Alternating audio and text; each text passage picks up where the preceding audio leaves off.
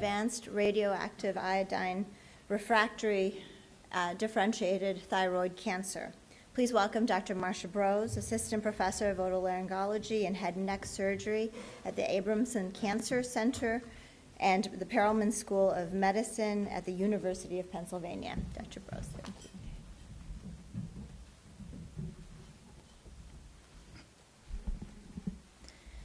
Okay, so I'd like to begin by thanking the program committee for the opportunity to speak today on our work on thyroid cancer and the added opportunity our presentation today will have to highlight the significant need of medical need of patients with advanced thyroid cancer. I am presenting this work on behalf of my co-authors that are listed here and the investigators across the U.S., Europe, and Asia that work so hard to enroll patients to the DECISION trial. To begin, thyroid cancer is the most common type of endocrine cancer. It is estimated there'll be over 60,000 cases and 1,800 deaths this year in the U.S. alone. The vast majority of these will be attributed to differentiated thyroid cancer that accounts for over 80%. The majority of patients diagnosed with differentiated thyroid cancer will be cured by standard treatment involving surgery and radioactive iodine. However, between 5 and 15% of patients with differentiated thyroid cancer will develop resistance to radioactive iodine, and once this happens, the overall survival for these patients drops to 2.5 to 3.5 years. And, which is also clinically significant in this patient population, is the point that a continuous progression of their disease results in significant morbidity with frequent bone, pulmonary, and brain complications. Thus, radioactive iodine-refractory thyroid cancer represents an orphan cancer. Currently, there is no treatment options for patients, and the standard of care has been palliative or, more recently, referral to a clinical trial. So Sorafenib is a multikinase inhibitor. It's approved for the treatment of advanced renal and liver cancer and inhibits VEGF receptor, RET, PDGFR, BRAF, and c-KIT.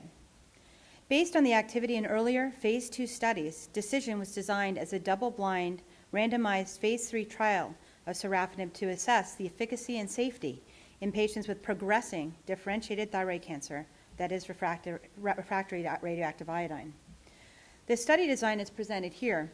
417 patients were randomized across 89 centers across the US, Asia, and Europe. Patients were enrolled over 21 months, which is fast considering that this is a rare cancer and speaks to the unmet need of these patients worldwide.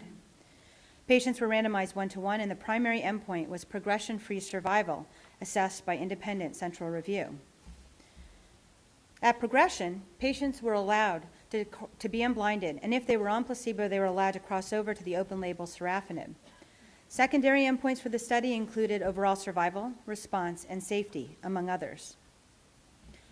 And so now here are the results. DECISION met the primary endpoint of extending progression-free survival. Patients on the Sorafenib arm were progression-free for a median of 10.8 months in comparison to 5.8 months on the placebo arm. The hazard ratio was 0.587, and it was highly statistically significant with a p-value of less than 0.0001.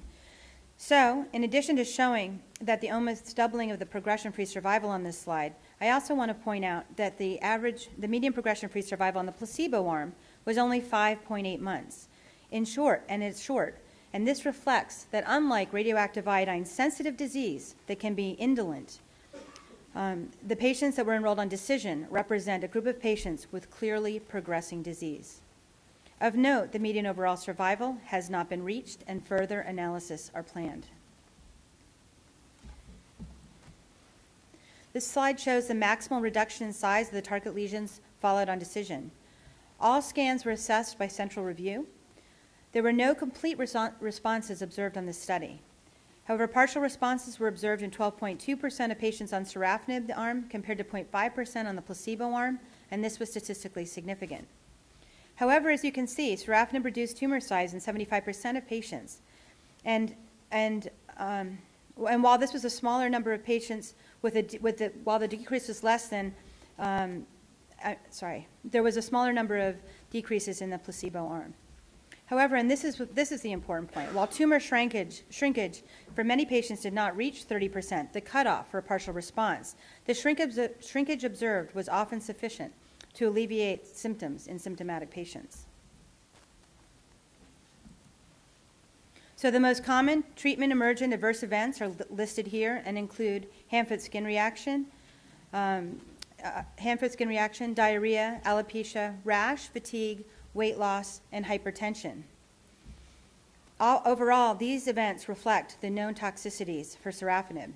No new toxicities were observed. Grade 3 toxicities were primarily in the class of hand-foot skin reaction, hypertension, and some hypocalcemia. Adverse events related to sorafenib were manageable, and most of the time with over-the-counter medications. So in summary, patients with radioactive iodine-refractory thyroid cancer suffer from a rare cancer and one without a known effective treatment. Decision is the first phase 3 study to demonstrate efficacy for the treatment of progressive radioactive iodine-refractory differentiated thyroid cancer patients.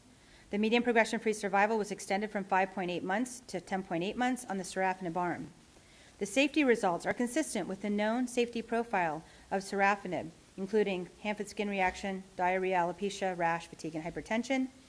And in conclusion, our results show that sorafenib is an effective new treatment option for patients with locally advanced or metastatic radioactive iodine-refractory differentiated thyroid cancer. Thank you.